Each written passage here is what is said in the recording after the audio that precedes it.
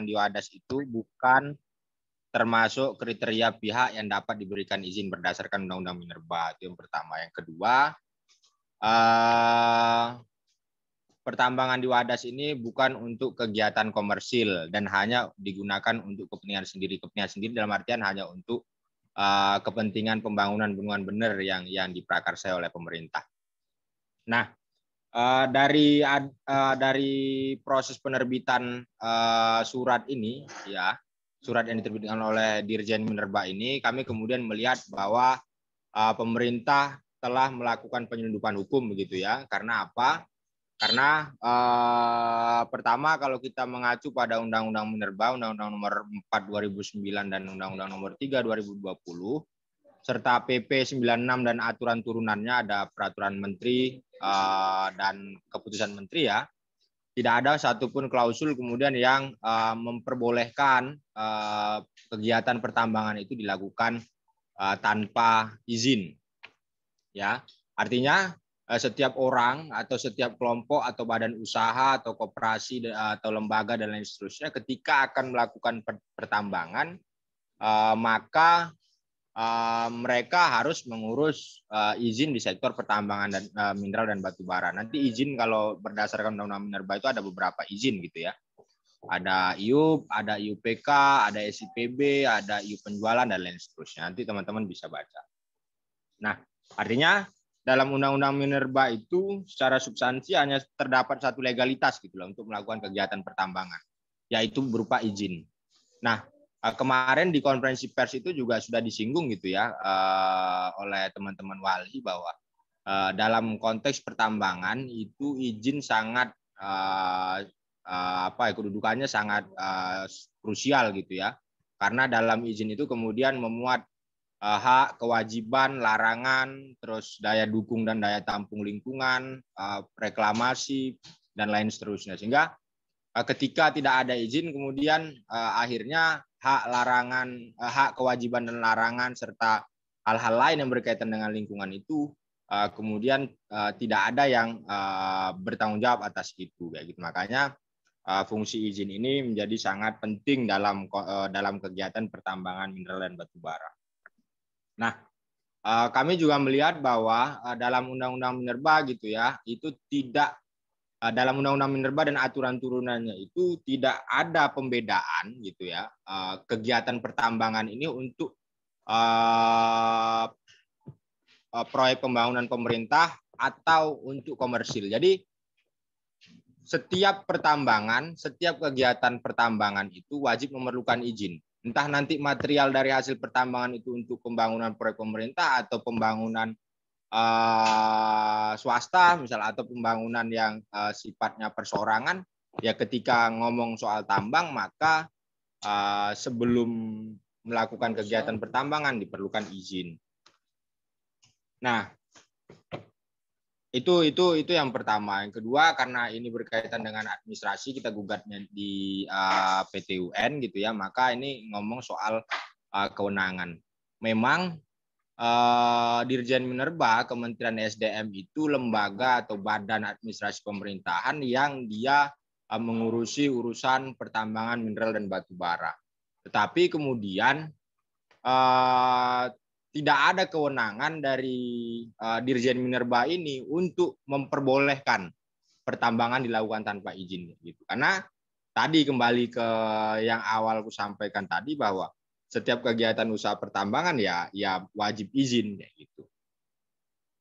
Nah, itu intinya itu. Jadi yang kita gugat itu adalah surat yang diterbitkan oleh Dirjen Minerba yang pada intinya memperbolehkan rencana pertambangan di Wadas. Nah, surat ini kemudian dijadikan basis legitimasi oleh beberapa instansi. Kayak kemarin kita itu ke DPRD provinsi, dari BBWS dan dari Pemprov bilang bahwa mereka tidak perlu izin karena mereka sudah mengantongi rekomendasi dari Dirjen Minerba. Artinya surat ini cukup berbahaya, kita anggap sangat berbahaya, gitu ya, ketika tidak dipersoalkan secara hukum, kayak gitu. Makanya kemudian kenapa kemudian menjadi urgent untuk menggugat tindakan dari Dirjen Minerba ini, salah satunya adalah agar supaya surat ini nantinya tidak dijadikan basis legitimasi untuk melakukan pertambangan di Wadas tanpa izin. Mungkin kira-kira begitu gambaran umumnya terkait dengan objek yang kita gugat ke PT UN Jakarta. Sebagai tambahan informasi, besok ini hari Selasa tanggal 8 November kita sidang pertama, agendanya pemeriksaan persiapan. Kira-kira begitu teman-teman. Terima kasih, nanti kita lanjutkan diskusi ya. Saya kira begitu. Terima kasih. Assalamualaikum warahmatullahi wabarakatuh. Waalaikumsalam warahmatullahi wabarakatuh. Terima kasih Daniel untuk penjelasannya yang sangat jelas terkait dengan gugatan yang akan dilaksanakan persidangan pertamanya adalah besok pada 8 Februari 2022. Untuk selanjutnya kita akan ngobrol bareng dengan Pak Tresno. Selamat sore Pak. Terima kasih banyak sudah hadir. Selamat sore. Baik Pak Tresno. Kita akan ngobrol seputar sebenarnya seberapa urgent kita melakukan untuk terus melakukan pengawalan terhadap rencana pertambangan yang akan dilakukan di Desa Wadas, dan sebenarnya seberapa besar peluang kita kemudian ketika kita melakukan gugatan terkait dengan izin pertambangan di Wadas yang sampai detik ini sebenarnya jauh dari perspektif hukum substantif, terlepas dari nanti persoalan moralitas hukum kita, tetapi alangkah baiknya seandainya kita sore hari ini tetap optimis bahwa kita akan tetap melakukan gugatan apapun hasilnya nanti, tetapi setidaknya kita berusaha untuk meraih kemenangan secara hukum. Begitu Pak Tresno. Untuk selanjutnya saya serahkan kepada Pak Tresno. Monggo Pak. Matur nuwun. Bismillahirrahmanirrahim. Assalamualaikum warahmatullahi wabarakatuh. Yang saya banggakan ini Mbak Sana, ya, mengawal betul perjuangan warga Wadas. Ya. Saya izin untuk menampilkan materi yang sudah saya susun. Ini saya pakai dua perangkat, karena ternyata di komputer saya itu kameranya tidak bisa menampilkan saya, jadi saya pakai kamera yang bisa menampilkan saya. Hanya kalau di tampilan yang ada ini saya seperti orang yang digambarkan di situ wajah saya saja. Tapi kalau di bawah saya itu ada ya, kalau yang mau lihat wajah saya itu yang di pusat kajian itu ada. Tapi karena saya pakainya yang komputer, cuma komputer saya nggak ada gambarnya. Ya Pak, betul. Oke. Saya lanjutkan. Saya mencoba memberikan gambaran bagaimana Muhammadiyah mengawal perjuangan warga Wadas melawan perusakan ruang hidup rakyat. Jadi kalau mau kita flashback ini, ada beberapa kegiatan yang dilakukan warga Wadas dan dulu masih banyak gitu ya. Dan kemudian setelah berbagai pendekatan yang dilakukan, tentu kita memahami ada juga warga Wadas yang akhirnya mau menerima, meskipun sebenarnya mereka masih mau berjuang gitu ya.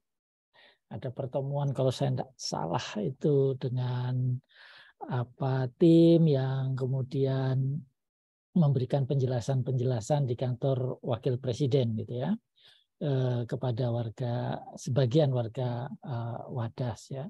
Dan yang menarik itu ada mahasiswa UGM ya, ketika ada Ganjar itu menunjukkan ada perjuangan warga Wadas. Itu dinamika-dinamika yang memberikan gambaran masalah yang terkait dengan Wadas itu menjadi perhatian masyarakat dan sangat luas. Saya kira ini adalah salah satu perjuangan yang diperhatikan. Apalagi kita berbicara tentang Ganjar dan 2024. Nah, walaupun belum ada yang mengusung, tapi kira-kira ada ruang lah beliau itu sebagai calon gitu ya. Nah, ini tentu akan sangat mempengaruhi dinamika di luar proses hukum. pandangan saya tentu melihat ya kalau tidak hati-hati di dalam menangani masalah wadas, maka itu menjadi sebuah persoalan.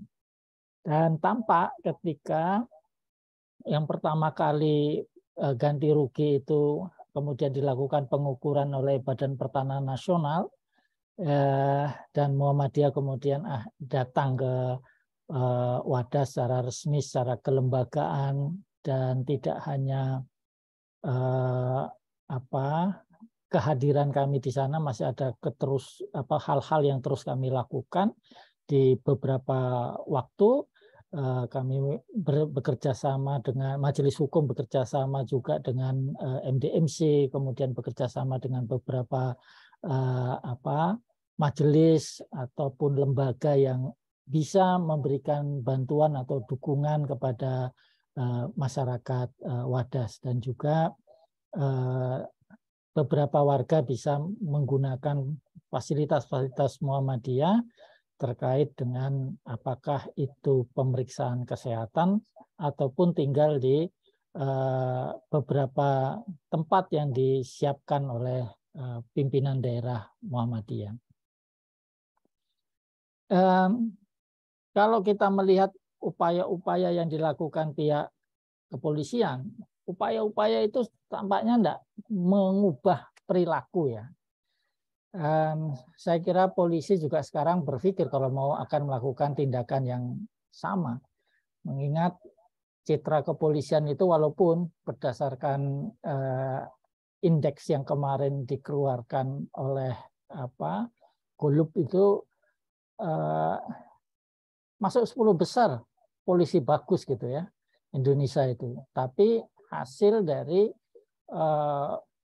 wawancara kepada warga sekitar tahun 2022 lah ya. Sebenarnya kalau kita melihat kondisi sekarang tentu menjadi aneh itu polisi itu ada di posisi 5. Kita akan lihat yang lebih jernih itu di 2023 ya, di posisi seperti apa kepolisian kita. Tapi kalau kita memperhatikan apa yang ada di wadas itu tentu menjadi sebuah persoalan, dan apakah polisi-polisi yang ditugaskan di sana yang kemudian menggunakan kekerasan dan tertangkap video itu juga sudah dilakukan tindakan-tindakan yang terukur di kepolisian, tentu menjadi hal yang sangat penting untuk terus menjadi evaluasi pihak kepolisian di dalam menangani masalah wadas ini. Karena penanganannya kan dilakukan oleh Brimob yang digerakkan dari Polda Jawa Tengah. Dan ketika peristiwa itu terjadi, kami dari PP Muhammadiyah hadir di wadas, dan saya di menjelang maghrib itu bertemu dengan Kapolres Purworejo. Ya. Tapi Kapolres menyatakan bahwa sebenarnya kekuatan Brimob itu dikendalikan langsung oleh Polda, dan Wakapolda masih bermarkas di Purworejo. Jadi memang Polda yang hadir di sana. Beberapa hal yang saya kira perlu terus diperhatikan oleh pihak penegak hukum. Kalau mengukur itu bukan bawa senapan ya, ya meteran lah kalau mau mengukur, tapi tampaknya itu yang tidak dilakukan dengan baik. Nah, Muhammadiyah tentu telah memberikan pernyataan sikap kaitannya dengan kekerasan. Kami membuat surat pada 8 Februari 2022, kemudian terus kami tindak lanjuti di pertemuan-pertemuan di wadas, kemudian kita memberikan bantuan menjelang Idul Fitri. Ya, kita memberikan dukungan kepada masyarakat wadas. Begitu pula kita menerbitkan buku yang secara cukup baik kami memberikan pandangan-pandangan yang ada. Kemudian kami juga memberikan pernyataan sikap terhadap pelanggaran HAM dan ancaman krisis sosioekologis di Wadas.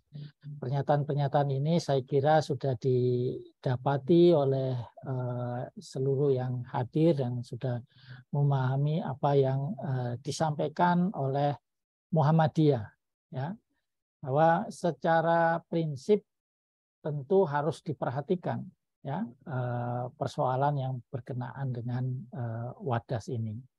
Nanti akan saya bahas lebih rinci ya di slide berikutnya. Nah, di sini di tambang andesit sebenarnya kan yang dicari adalah query ya, untuk struktur bendungan.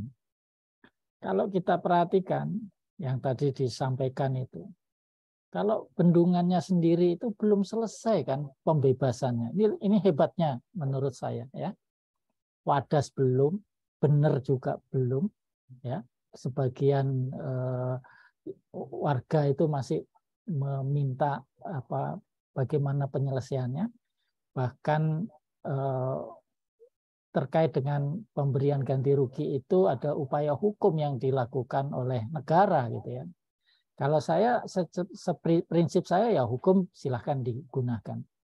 Akan tetapi tampaknya ini hal yang kalau kita lihat independen pengadilan itu diharapkan berjalan dengan baik. Nah, ini yang kadang-kadang kita melihat kalau kepentingan pemerintah itu tidak mendapat dukungan pengadilan itu untuk menolaknya misalnya. Jadi seolah-olah pemerintah itu kalau ke pengadilan pasti menang. Nah, kita pun berharap sekarang kondisinya agak berbeda. Ya, satu, kepolisiannya melemah. Kedua, di Mahkamah Agung itu juga ada persoalan karena tertangkap tangannya salah satu hakim agung. Di luar masalah-masalah bagaimana penegakan hukum terhadap hakim agung itu, tapi menunjukkan ada persoalan di dalam penegakan hukum kita. Bahkan di kejaksaan pun ada persoalan ketika beberapa kasus kemarin yang memunculkan beberapa jaksa harus diproses hukum, pinangki misalnya. Nah, ini menandakan hukum itu harus ditempatkan pada tempat yang baik dan tepat di dalam melakukan upaya-upaya yang dapat diterima oleh masyarakat. Nah, upaya yang dilakukan oleh warga melalui gugatan TUN dan dilakukan di Jakarta itu menjadi salah satu langkah yang saya sambut dengan baik.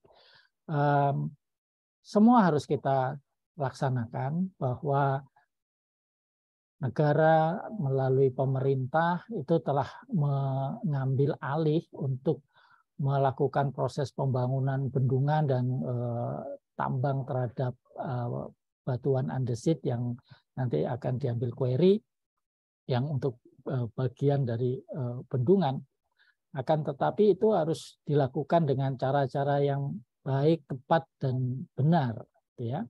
Kalau saya melihat apa yang sudah dilakukan terhadap persiapan pembangunan bendungan benarnya, tampaknya memang kita melihat seperti pemerintah itu tidak boleh diganggu, ya, tidak boleh ada upaya-upaya yang mempersoalkan terhadap langkah-langkah yang diambil oleh negara atau pemerintah. Nah, kami menganggap itu tidak pada satu posisi yang tepat, ya. Bagaimana persoalan tentang tanah itu belum selesai, tetapi akses jalan dan lain sebagainya itu bisa mereka gunakan dengan bersandarkan kepada pandangan bahwa ini adalah kepentingan negara. Bahwa negara itu dikatakan menurut konstitusi menguasai hajat hidup orang banyak misalnya, tetapi itu semua harus bersandarkan kepada hukum, bukan kekuasaan. Untuk itu perlu ada hal-hal yang secara terbuka itu dilakukan penjelasan yang tepat, kemudian pembukaan dialog yang tepat, gitu ya. Sehingga kalau dikatakan bahwa ada pengabaian peraturan, saya kira mulai dari konstitusi itu diabaikan oleh negara kaitannya dengan pembangunan yang dilakukan dalam Wadas ini. Ya. Saya ambilkan contoh tentang perubahan tata ruang bagi Wadas.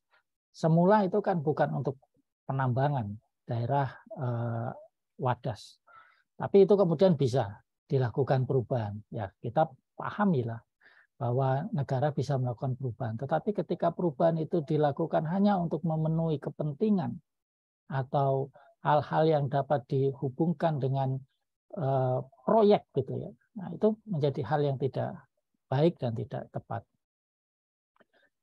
Nah, satu perlawanan bagi pelindungan lingkungan ternyata juga dihadapi dengan kekerasan.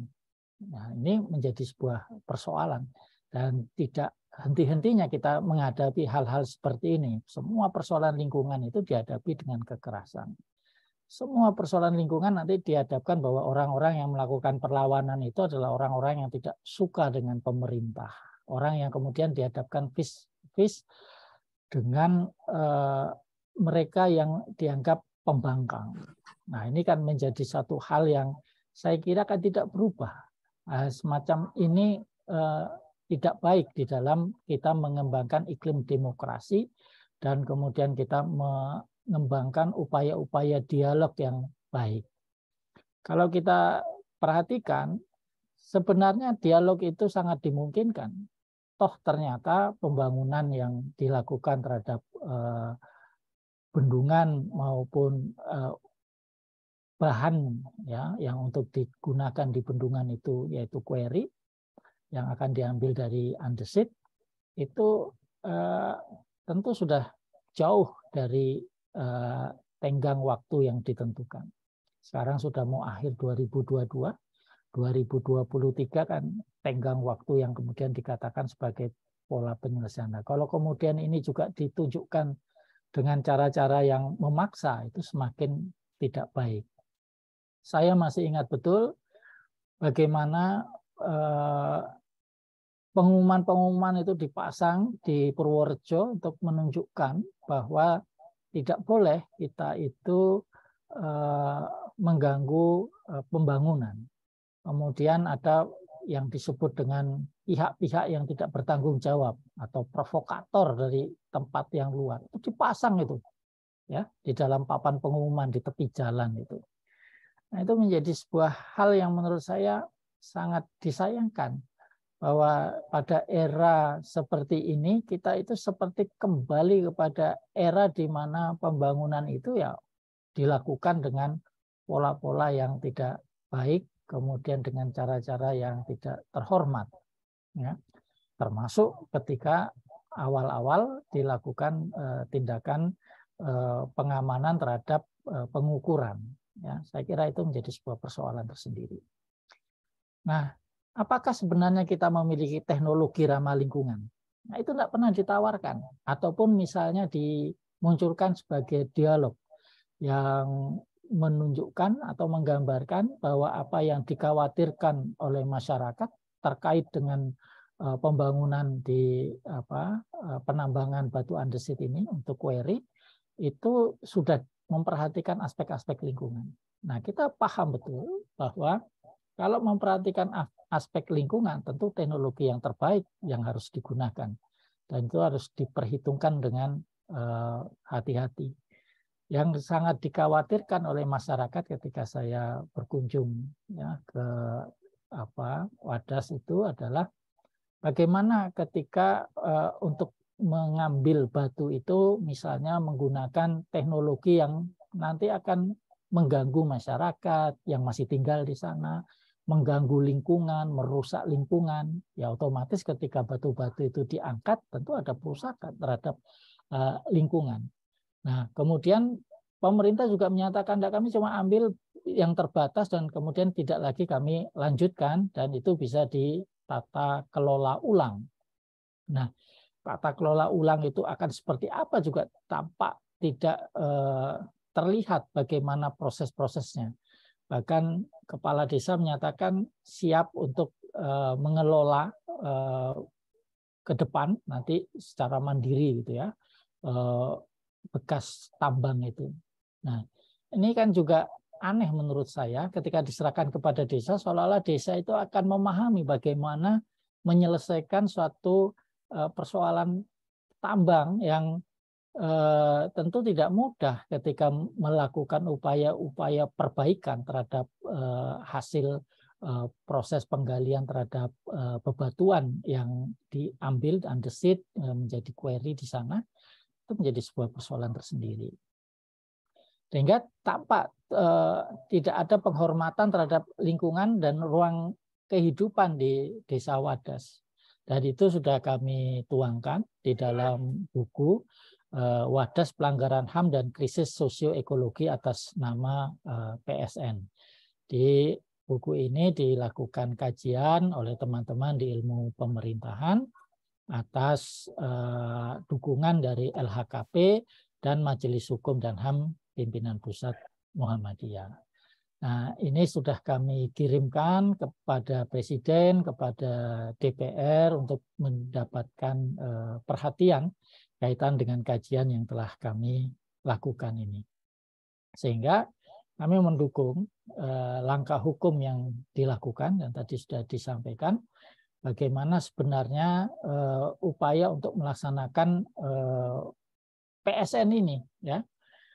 Apalagi kalau kita perhatikan Undang-Undang Cipta Kerja itu kan yang kemudian banyak mempengaruhi, ya. Undang-Undang Minerba itu juga disusun itu mendahului Undang-Undang Cipta Kerja, tapi isinya itu seolah-olah dia menyamai bentuk pengaturan dalam Cipta Kerja. Padahal ketika Cipta Kerja itu mulai disusun, itu sudah mulai berbeda itu dengan apa yang sudah disahkan dalam Undang-Undang Minerba. Itu jadi sebuah persoalan lain lagi itu, ya.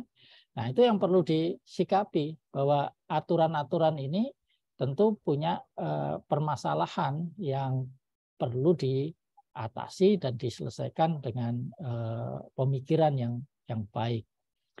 Nah, kami pun melihat bahwa berbagai persoalan yang muncul di dalam penanganan ini karena ya pemerintah itu menganggap bahwa mereka lah penguasa yang bisa menentukan dan mengatur. Saya ambilkan contoh pembangunan ibu kota misalnya, ya, IKN. Itu kemudian menggunakan aturan tentang dimungkinkan, ya, penggunaan satu prinsip yang ada di dalam hukum pertanahan kita itu mencapai 160 tahun, ya, dihitung dari 80 diperpanjang 80. Padahal kalau kita lihat di hukum pertanahan kita itu 50 tahun sudah selesai itu. Kemudian dianggap ada perpanjangan khusus, kemudian nanti bisa diperpanjang lagi. Ini yang jadi sebuah persoalan, ya, yang menurut hemat kami tampaknya tafsir-tafsir terkait dengan aturan-aturan yang ada itu ya digunakan oleh kekuasaan. Nah, ini yang menurut hemat saya tampaknya terjadi pengaburan, ya, terhadap kewenangan yang seharusnya dibatasi dalam hukum. Dan tampaknya ini juga berlaku di dalam kasus di pembangunan bendungan, ya. Kalau kita lihat dan saya dengarkan dari pemberian ganti kerugian itu masih ada persoalan di bendungannya sendiri karena ada warga-warga yang masih belum mendapatkan ganti kerugian. Seharusnya bisa mendapatkan tapi ada gugatan, ya, apakah masalah administrasi dan seterusnya. Tetapi itu juga menunjukkan hal-hal yang perlu dicermati dengan baik. Di Wadas pun sebenarnya juga muncul itu pandangan-pandangan yang menyatakan bahwa kalau tidak ngambil itu nanti diberikan ganti rugi seadanya. Ya, seolah-olah orang yang tidak setuju itu nanti akan dikonsinyasi dan ketika dikonsinyasi itu hanya diberikan secukupnya saja, ya, seperlunya saja. Nah, ini juga menunjukkan bahwa yang main adalah kekuasaan. Kalau kekuasaan yang digunakan, maka itu tidak jauh berbeda dari apa yang sudah kita lihat dari proses-proses penanganan kaitannya dengan pembangunan di Wadas ini. Saya kira itu sementara dari saya. Apa yang saya sampaikan ini bisa kita lanjutkan dengan diskusi. Terima kasih. Saya kembalikan kepada moderator. Billahi taufik wal hidayah. Wassalamualaikum warahmatullahi wabarakatuh. Waalaikumsalam warahmatullahi wabarakatuh. Terima kasih Pak Tris yang sudah dengan runtut menyampaikan perjalanan upaya hukum yang dilakukan oleh warga Wadas terkait dengan pemenuhan hak-hak warga Wadas yang melakukan perlawanan terhadap rencana penambangan di Desa Wadas. Bahwa ternyata dari penjelasan tersebut tantangan terberat kita adalah pada soal independensi negara ini, terutama aparat penegak hukum terkait dengan mafia atau gurita kepentingan pembangunan yang sampai detik ini masih terus dilakukan tanpa mempertimbangkan hak-hak yang terus-menerus disuarakan oleh warga, bahkan tanpa ada proses dialektika yang kemudian berpihak kepada keadilan warga yang ke depan sebenarnya akan menjadi korban yang paling signifikan dibanding dengan para pelaksana mafia pertambangan ini. Baik, untuk selanjutnya kita akan buka kesempatan sore hari ini untuk berbincang, untuk menelisik lebih jauh sebenarnya seperti apa peta, kemudian peluang atau upaya-upaya hukum yang penting untuk dilakukan ataupun upaya-upaya yang berkaitan dengan penggalangan dukungan publik ke depan sehingga negara dalam hal ini pemerintah betul-betul mendengarkan suara-suara perlawanan yang terus digaungkan oleh masyarakat, terutama adalah masyarakat yang konsisten pada penegakan hukum substantif untuk keadilan dan kedaulatan warga atas tanah. Baik, untuk tahap pertama kita akan buka termin pertama akan kita buka untuk 3 penanya ataupun 3 penanggap. Sudah ada, silahkan nanti bisa raise hand atau bisa mengajukan pertanyaan lewat chat room. Oke, ada Andika Dwi Amrianto untuk penanggap atau penanya pertama. Silahkan Andika Dwi Amrianto, silahkan diperkenalkan dan asalnya dari mana. Baik, Assalamualaikum warahmatullahi wabarakatuh. Waalaikumsalam. Terima kasih atas kesempatannya. Perkenalkan saya Andika Dwi Amrianto, salah satu alumni FAWMI juga, Pak. Baru lulus kemarin, yang izin bertanya mengenai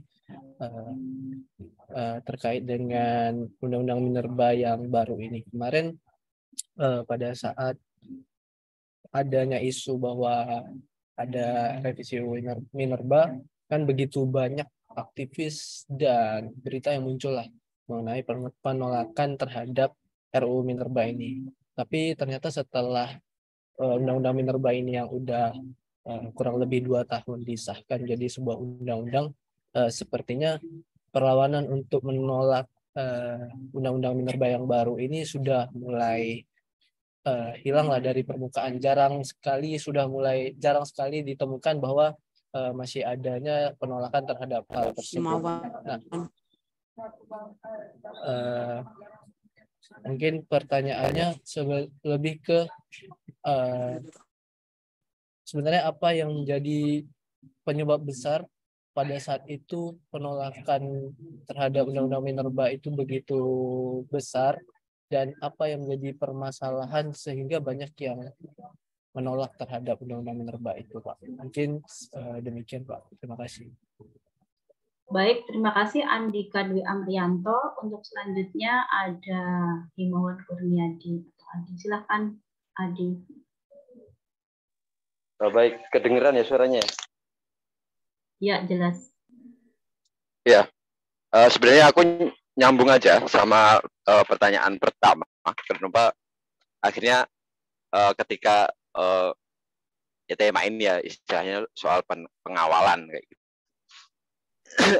Sama sebenarnya kalau kita mau kemudian ngomongin soal isu di Wadas, artinya bagaimana kemudian pengawalan masyarakat sipil kayak gitu.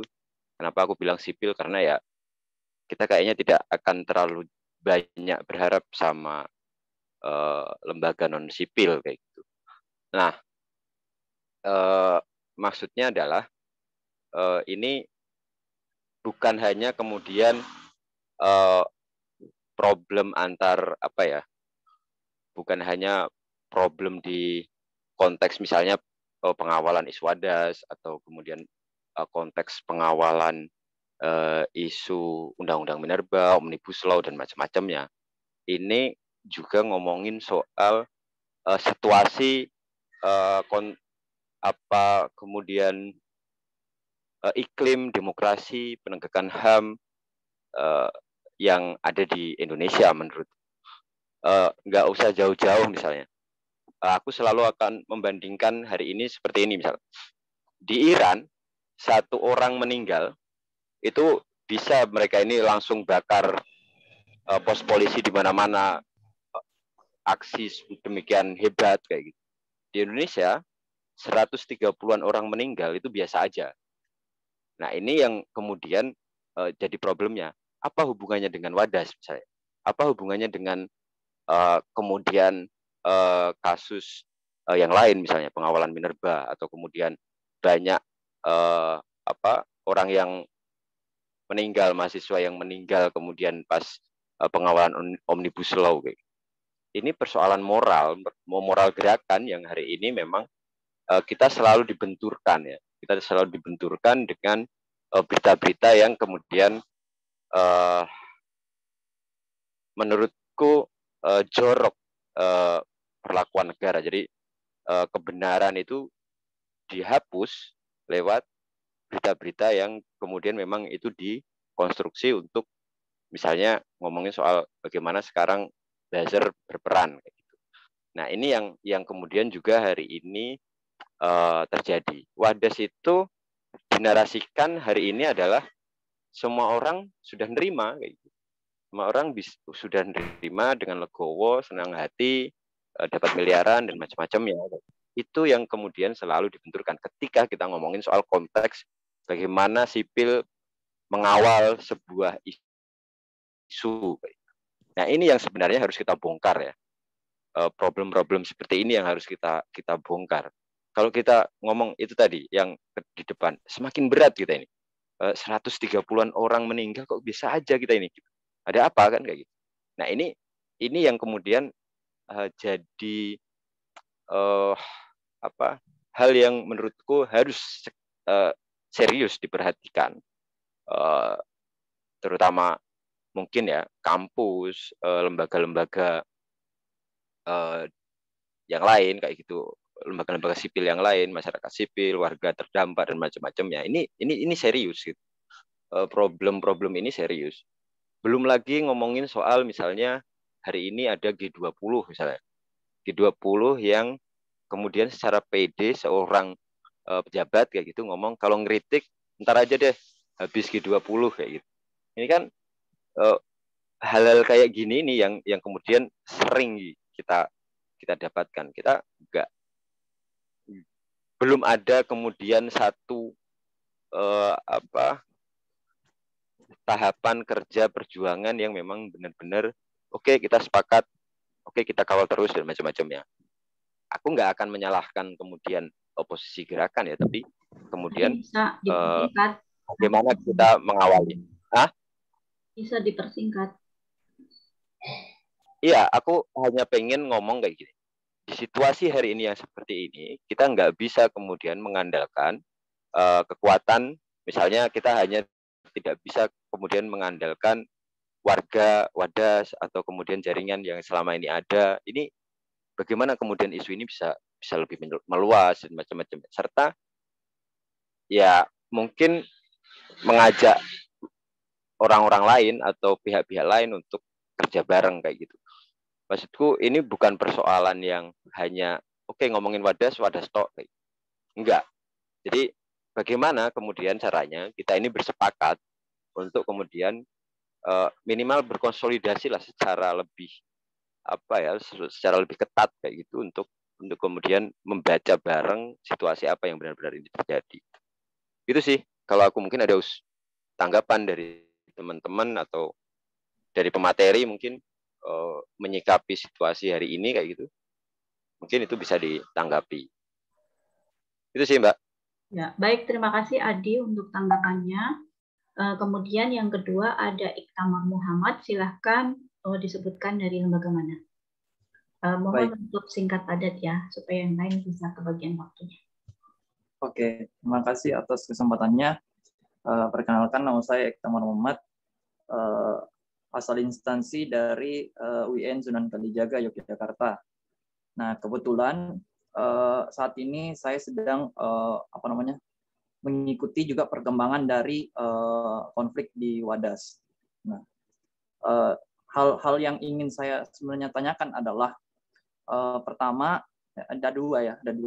Pertama itu adalah terkait dengan gugatan terhadap pemerintah dengan menggunakan undang-undang. Nah, kemudian masyarakat dan juga dengan adanya lembaga yang membantu mereka itu awalnya itu melihat dari segi undang-undang tentang tentang reforma agraria. Nah, dari situ kemudian berkembang lagi ke tentang sumber daya. Nah, dan akhirnya sampai sekarang itu ke Undang-Undang Minerba. Nah, ini bagaimana sih, Pak? Mohon tanggapannya, Pak. Itu yang pertama. Terus yang kedua, hal yang penting yang perlu ditekankan di sini adalah bagaimana sih kemudian penyikapan terhadap konflik yang terjadi di Wadas itu sendiri. Nah, karena saya melihat bahwa kita secara murni melihat konflik ini berawal dari tanah, kemudian ada proyek, dan akhirnya sampai ada tadi sosioekologi pada akhirnya, seperti yang yang dipaparkan tadi oleh Bapak pemateri. Nah, itu bagaimana sih Pak? Nah, mungkin itu saja sih Pak. Terima kasih Mbak. Baik, terima kasih kembali Iktamar. Untuk selanjutnya saya serahkan kepada Pak Tresno, ada 3 poin. Yang pertama adalah soal Undang-Undang Minerba. Kenapa, ada apa sebenarnya dengan Undang-Undang Minerba dan bagaimana konteks Undang-Undang Minerba terkait dengan kasus Wadas. Kenapa kok bisa Undang-Undang Minerba, Menteri SDM misalnya bisa mengeluarkan statement terkait dengan soal tidak perlunya izin usaha di Wadas. Lalu yang kedua ini adalah soal bagaimana sebenarnya alternatif gerakan yang memungkinkan sehingga proses perlawanan ini menjadi lebih tumbuh berkembang dan syukur-syukur mampu membangun atau membangunkan kesadaran dari negara ini yang sudah lama tidur dari independensi hukum. Lalu yang ketiga adalah terkait dengan beberapa persoalan terkait dengan peta Wadas di luar, selain pada peta soal hukum juga terkait dengan sosiologi hukum dan lain-lainnya. Silakan Pak Tris. Terus nuwun pertanyaannya yang disampaikan semuanya memerlukan kajian yang baik gitu ya. Yang pertama tentang Undang-Undang Minerba, kita memang memahami ada perubahan dan itu disearahkan dengan apa yang ingin dibangun dalam Undang-Undang Cipta Kerja kaitan dengan memudahkan perizinan dan kemudian memperluas waktu di dalam melakukan upaya-upaya apakah itu penambangan ataukah itu eksplorasi terhadap bumi gitu ya di Nusantara ini. Kalau kita melihat hal seperti itu, tampaknya pemerintah ini agak menggadaikan kalau menurut pandangan saya terkait dengan keamanan, kenyamanan lingkungan. Ya. Karena banyak hal yang kemudian tampaknya itu lebih menguntungkan bagi pengusaha-pengusaha yang secara prinsip itu sebenarnya mereka itu tidak melakukan upaya apapun kaitannya dengan penambangan karena mereka menganggap terlalu berat biaya yang ada ya, sehingga kemudahan-kemudahan itu dilakukan. Tetapi kaitannya dengan lingkungan itu yang sangat disayangkan, itu tidak diperhatikan dengan baik, meskipun seolah-olah kita itu mencoba untuk juga melakukan upaya-upaya menjaga lingkungan. Padahal yang terbanyak adalah wilayah-wilayah yang akan dieksplorasi melalui penambangan dan seterusnya, itu ada di wilayah-wilayah yang secara umum itu adalah wilayah-wilayah yang harusnya bisa dijaga menjadi penopang bagi lingkungan yang ada. Nah, salah satunya seperti contoh di Wadas ini, ya, banyak yang menyatakan bahwa Wadas itu kondisinya ya tidak terlalu menguntungkan untuk pertanian dan seterusnya. Tetapi kan ada aspek-aspek lain yang harus dijaga di lingkungan yang perlu diperhatikan dengan baik.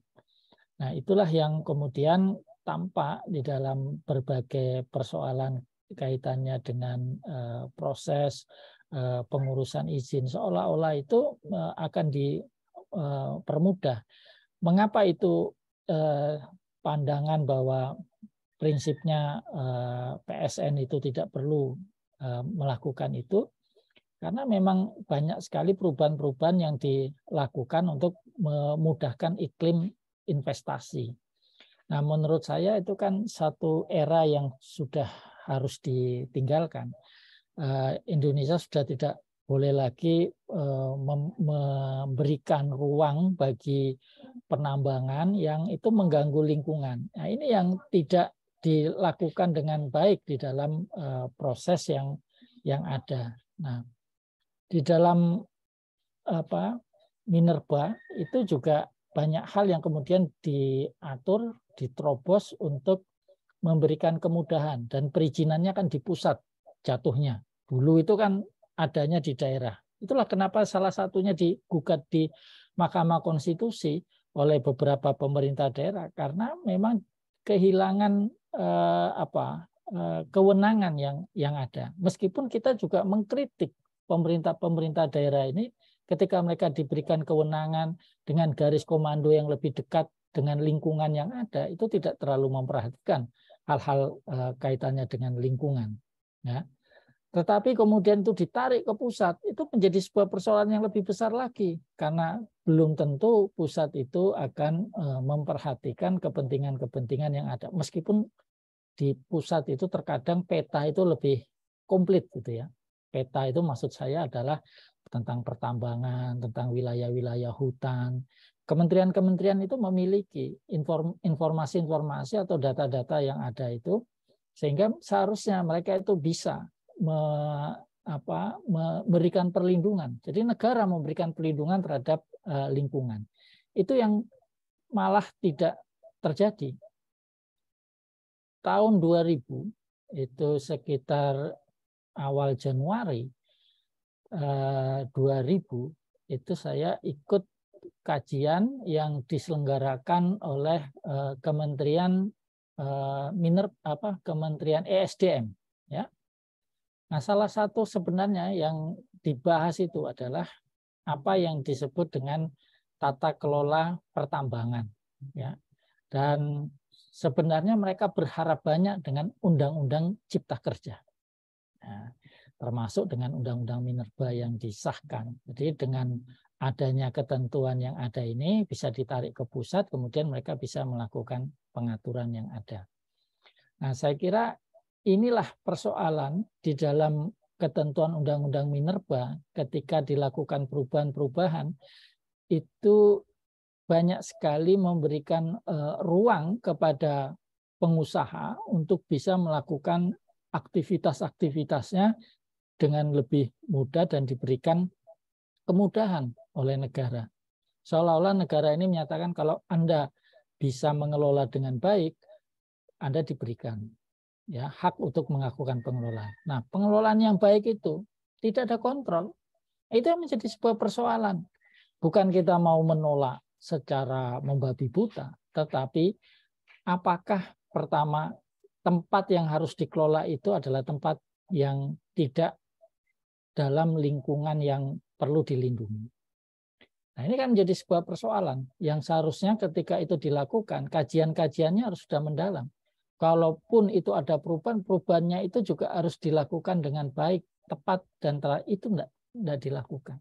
Yang dilakukan sekarang apa? Seperti yang sudah disampaikan melalui berbagai media, ditunjukkan ini masyarakat Wadas itu sudah mendapatkan ganti rugi. Kemarin masih menolak, sekarang sudah mendapatkan ganti rugi. Dan ganti ruginya tidak main-main itu, ya. Ditunjukkan itu, loh, untung itu miliaran. Nah, kalau seperti itu kita harus mengingat ke kasus Tuban di Jawa Timur. Tuban itu juga miliaran yang memberikan Pertamina. Ya, diberikan ganti rugi yang banyak. Itu tidak sampai 1 tahun. Masyarakat kita itu kan ramai itu diberitakan beli mobil lah, apa macam-macam itu. Tidak ada yang kemudian ditabung dengan baik. Walaupun mungkin ada masyarakat yang melakukan investasi dan seterusnya. Tetapi edukasi itu tidak dilakukan dengan baik. Hampir dapat dikatakan hanya dalam tenggang 1 tahun itu banyak yang kemudian ya kehilangan banyak lah. Ya. Kemudian jadi masalah-masalah sosial tersendiri. Nah, kalau di Wadas ini informasi yang ada, beberapa warga itu justru tidak tinggal di sana. Ya, nah itu kemudian menjadi persoalan tersendiri. Bagaimana sebenarnya pemberian ganti rugi? Nah, kalau pola-pola yang seperti ini, ya terus tidak ada edukasi yang baik, saya kira itu nanti akan menjadi persoalan yang menjadi masalah sosial baru. Nah, kalau hal-hal seperti ini tidak diperhatikan dengan baik, kemudian lingkungan juga tidak bisa dikembalikan, ya. Kalau Wadas katanya akan dikembalikan kepada masyarakat, cetak birunya seperti apa? Kemudian perlindungannya seperti apa? Itu yang tidak seiring sejalan. Jadi seolah-olah itu nanti ya kalau sudah terlaksana. Lalu berapa rate yang kemudian diambil misalnya kalau itu tambang itu dilakukan? Apakah query itu semuanya akan ke bendungan itu? Itu menjadi sebuah pertanyaan yang belum bisa dijawab sampai saat ini.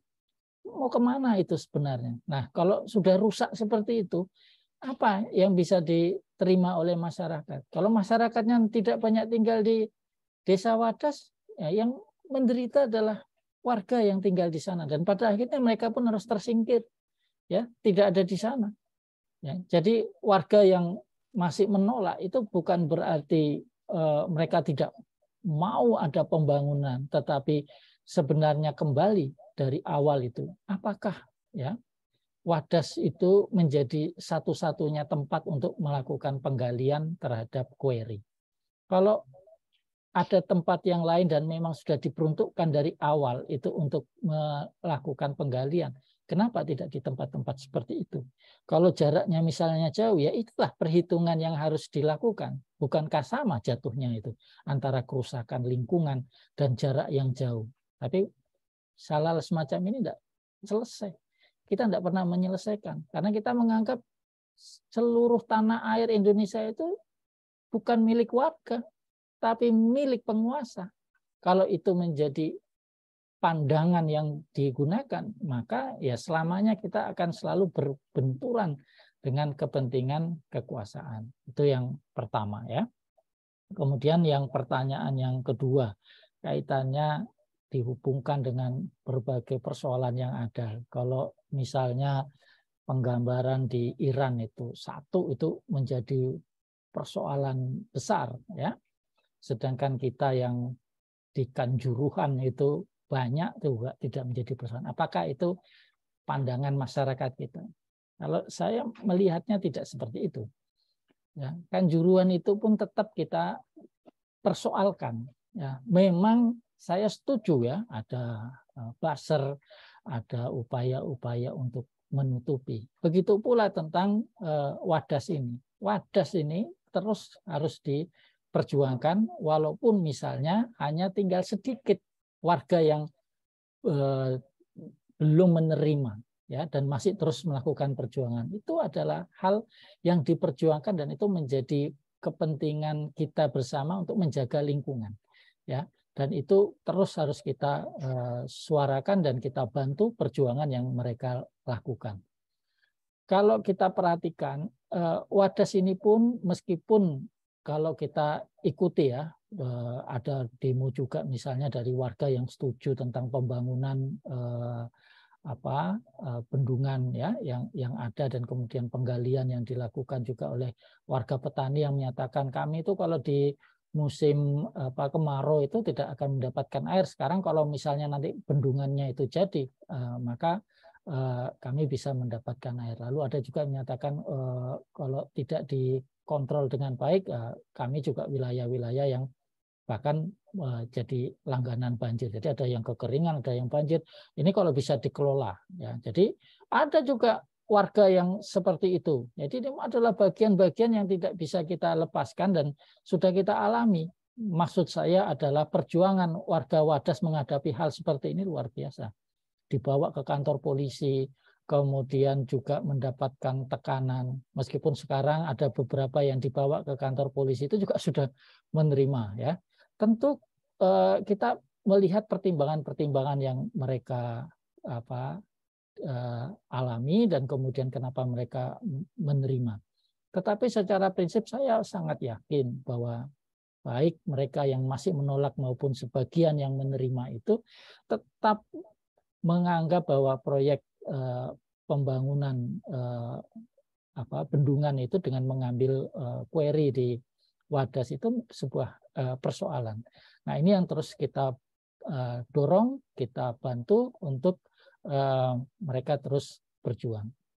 Kalau misalnya dari perspektif Muhammadiyah, di Wadas itu selalu dibilang, Pak, itu kalau mau lihat benderanya sama Pak, hijau, tapi itu NU bukan Muhammadiyah. Tapi itu kan bukan persoalan di situ, tetapi persoalan kemanusiaannya, persoalan lingkungannya, dan itu menjadi kepentingan-kepentingan bersama ya untuk terus menyuarakan hal ini. Nah, saya kira Muhammadiyah terus akan membantu warga Wadas di dalam memperjuangkan hal ini.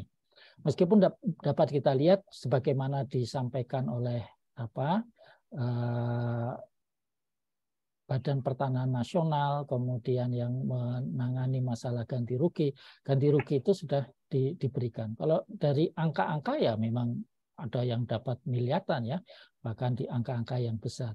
Tapi sebenarnya kan tidak jauh berbeda dengan di Tuban. Bahkan di Tuban lebih besar lagi itu dapatnya. Kalau saya hitung-hitung itu sama itu. Ya, tetapi mentalitas masyarakat kita, kemudian di mana mereka sebenarnya saat ini tinggal, itu menjadi hal-hal lain yang tidak terlalu banyak dipahami oleh masyarakat. Bahwa apa yang terjadi di Wadas dan kemudian menjadi perjuangan yang dilakukan, menurut saya itu terus bisa dibantu, kemudian itu menjadi hal yang diperhatikan oleh pemerintah. Bahwa pembangunan ini harus betul-betul dilakukan dengan tahapan yang baik, ya, bukan kemudian melakukan pelaksanaan pembangunan itu menurut cara pandang mengabaikan masyarakat.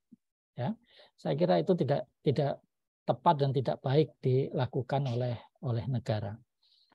Kalau kita melihat tentang bendungannya, saya kira itu menjadi sebuah persoalan yang besar ketika sebenarnya ganti rugi itu belum selesai, tetapi pembangunannya itu sudah dilakukan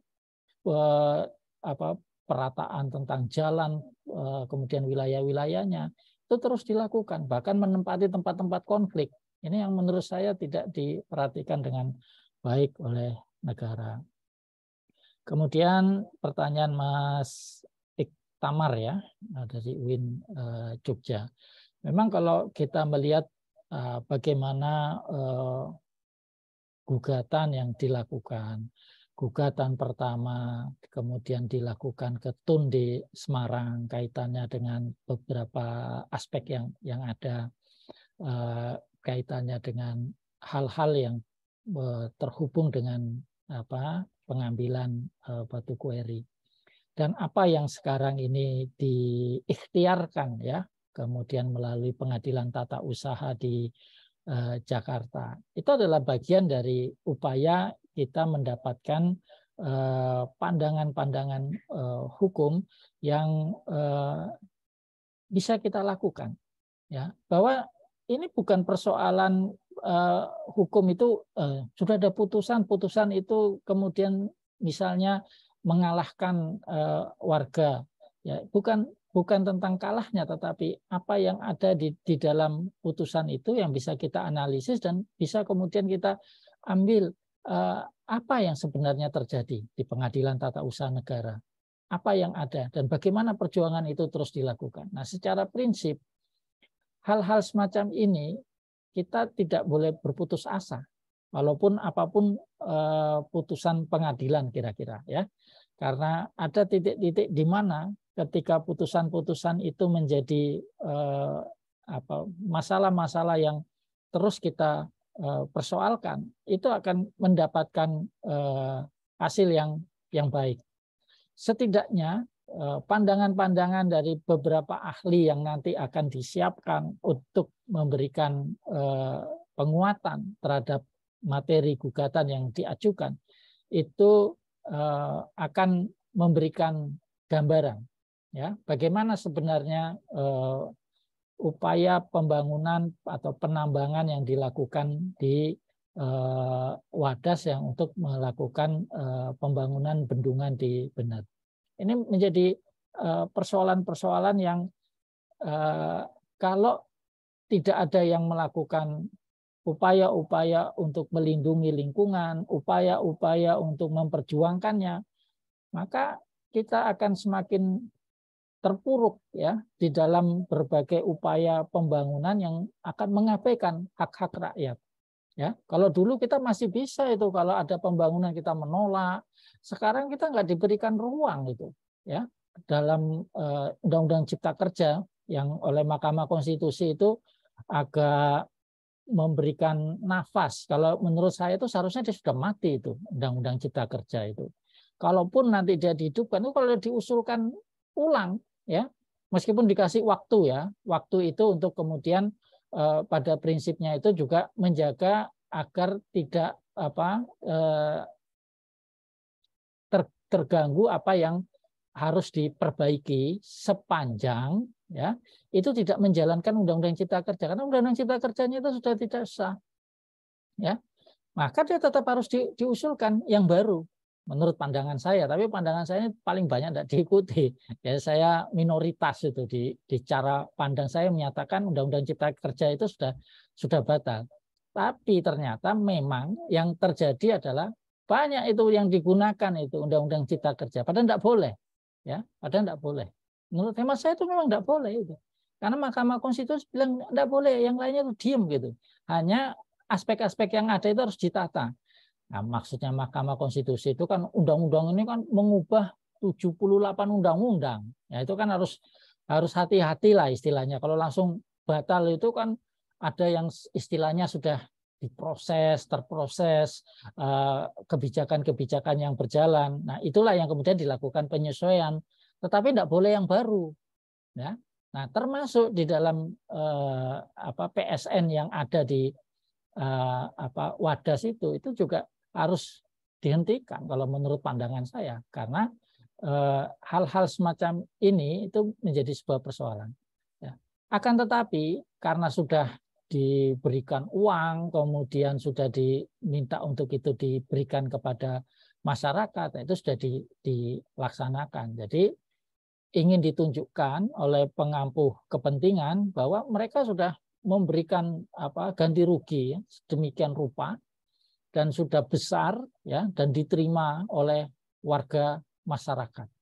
Nah, ini hal-hal yang menurut hemat saya itu selalu menjadi disuarakan dan menjadi pandangan masyarakat, loh, ganti ruginya itu sudah selesai kok. Nah, ini kan persoalannya itu hanya seolah-olah persoalan dasarnya tentang hak lingkungan, kaitannya dengan aspek-aspek yang terkait dengan persoalan-persoalan masyarakat untuk melindungi lingkungannya itu terabaikan karena pemerintah itu sudah memberikan hak ganti ruginya yang setara. Padahal kerusakan lingkungan itu sulit untuk dihitung untuk kemudian kita mengembalikan kondisi-kondisi alam seperti semula sebelum ada pertambangan. Bukan pekerjaan mudah itu. Walaupun kepala desanya sudah bilang siap, nanti kami buatkan upaya-upaya untuk melalui badan usaha desa untuk melakukan pengelolaan. Nah, itu kan tidak ada kajian yang bisa mendukung apa yang disampaikan kepala desa. Tapi ya itu kewajiban dia menyampaikan. Tapi menurut saya itu adalah sebuah persoalan yang di kemudian hari saya sangat meyakini akan disesali oleh kepala desa kaitannya dengan apa yang ia anggap akan bisa dia kembalikan. Karena tidak bisa itu kalau lingkungan itu sudah rusak.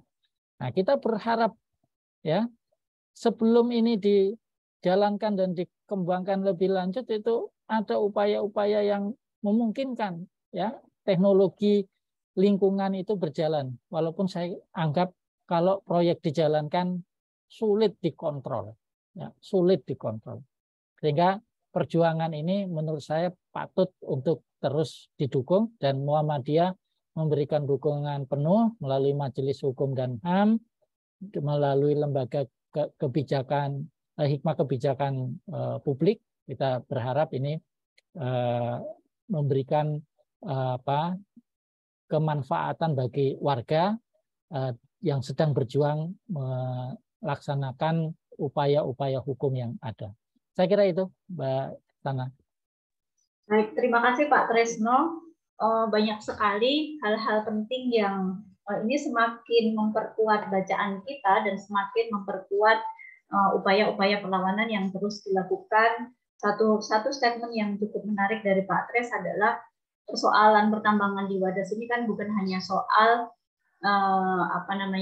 pemenuhan hak masyarakat terkait ganti rugi, tetapi sebenarnya ada persoalan yang lebih besar yang sebenarnya ini akan sulit untuk dikembalikan seperti semula, yaitu terkait dengan kerusakan lingkungan. Dan sepertinya belum pernah ada bukti bahwa kasus-kasus pertambangan itu kemudian bisa dikembalikan seperti semula keadaannya oleh negara ini. Sepertinya di dunia pun juga belum ada bahwa ini artinya ini menjadi persoalan yang besar. Maka ini juga tadi Muhammadiyah melihat bahwa ini bukan hanya persoalan lingkungan terkait karena begitu besarnya dampak yang nanti akan didapat, tetapi sebenarnya ada hal substansial yang patut kita perjuangkan adalah persoalan kemanusiaan yang ini tidak bisa dilepaskan dari persoalan dampak pertambangan. Baik, di sini sudah ada Mas Arief, dan Mas Arief adalah salah satu anak muda Wadas yang saat ini sampai detik ini masih terus konsisten untuk melakukan perlawanan terhadap pertambangan di Wadas. Di chat Mas Arief menyampaikan bahwa mohon doanya semoga diberikan kekuatan untuk menghadapi cobaan yang sangat besar ini. Mas Arief mungkin bisa sharing situasi terkini di Wadas itu seperti apa dan apa harapan teman-teman dari Wadas atau saudara-saudara kita di Wadas kepada seluruh peserta yang hadir di sini dan tentu saja kepada publik yang lebih luas. Silakan Mas Arief, bisa open mic.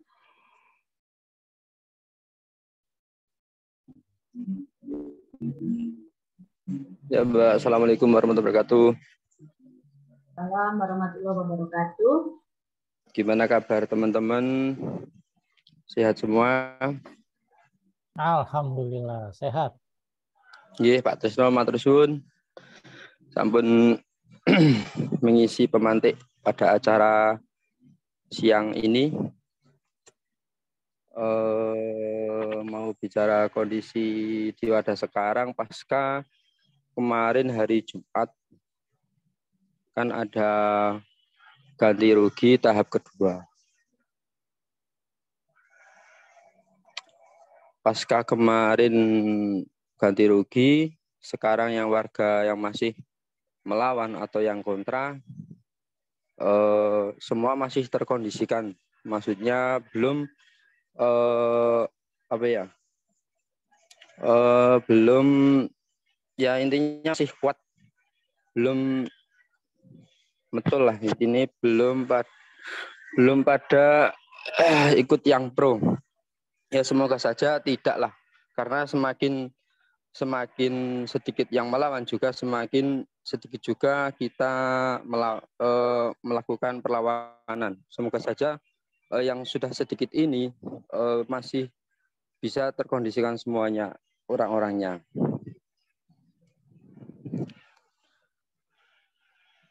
Mungkin cukup itu dulu Mbak Sana.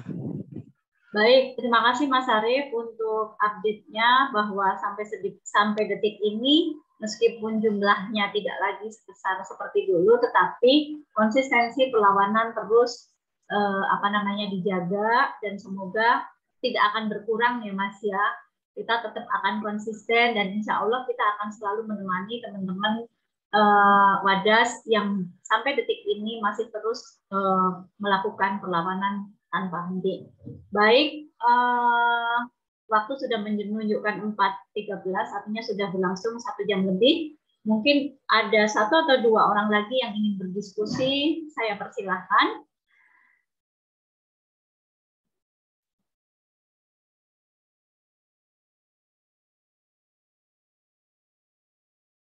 Jika tidak ada diskusi pada sore hari ini akan kita tutup dan nanti kita akan hadir dengan diskusi-diskusi berikutnya.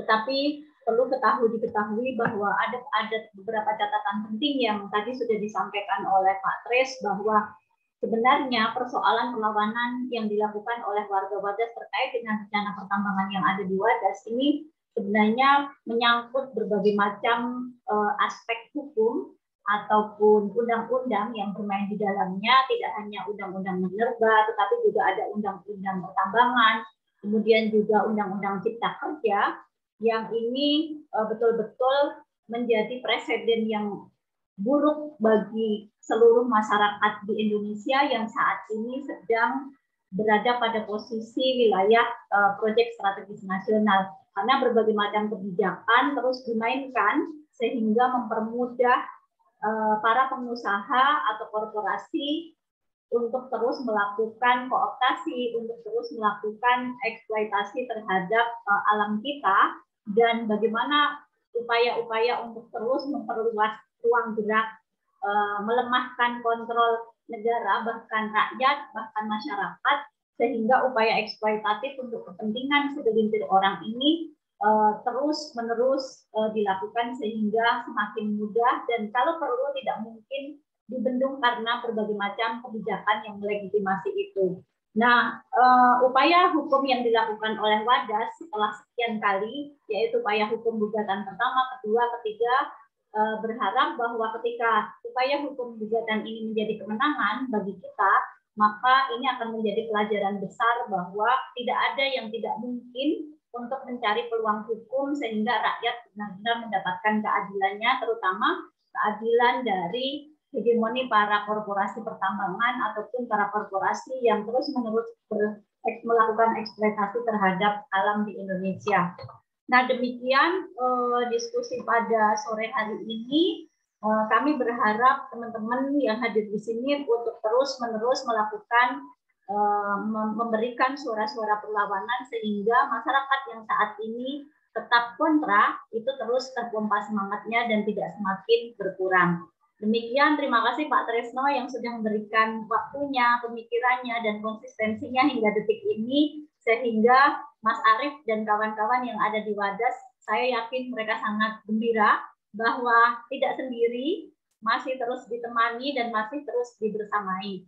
Demikian, terima kasih banyak untuk semuanya. Wassalamualaikum warahmatullahi wabarakatuh. Waalaikumsalam warahmatullahi wabarakatuh. Terima kasih Pak Tres. Nanti sami-sami. Terima kasih semuanya. Matur suwun Kak Mawon. Mas Arief. Nggih. Saya pamit nggih. Oke, Pak. Nggih.